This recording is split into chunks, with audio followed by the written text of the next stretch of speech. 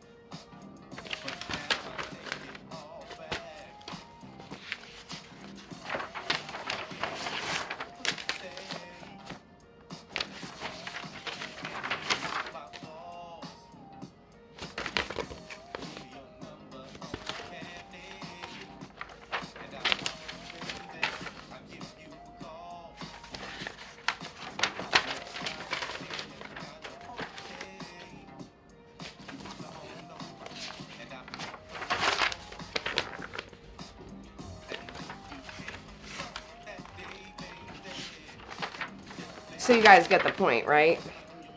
I'm sick and tired of... Never mind.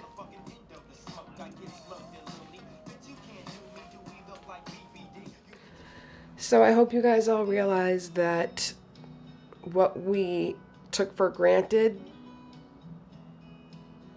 is so much.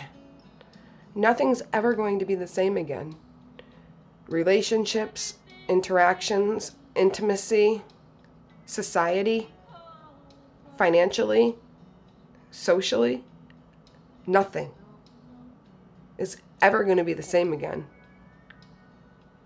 I am grateful that during this pandemic I've made some new friends.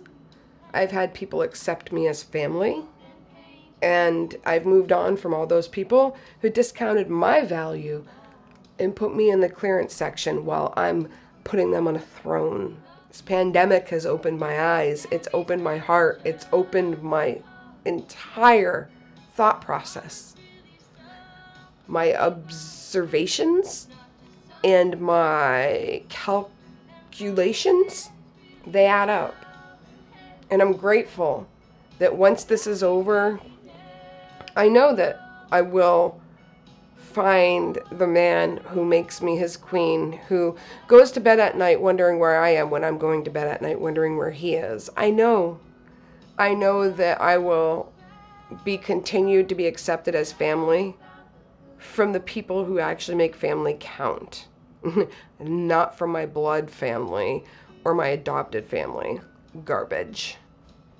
I'm no longer going to feel guilt, shame, or anything for the way these people have tried to nail me down to the fucking core of the earth while they try to sit up there on their fucking pedestals and act like they're curing cancer when they fucking caused it. Done with that, and I get to sleep better at night, and I get to wake up in the morning and feel less overweight. Because I let that weight go. I let that shit go. They let me let that shit go.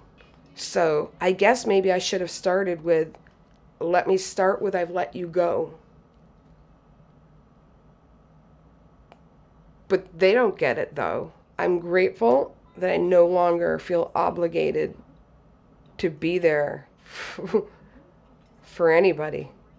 People have come into my life during this pandemic who have opened my eyes when I've shared my life with them about how trashy and shitty and fucking guilty and shameful and disgraceful these fucking people should feel, when even if they fuck up, they still have the opportunity to fix it, to fix themselves, to become better, and they don't.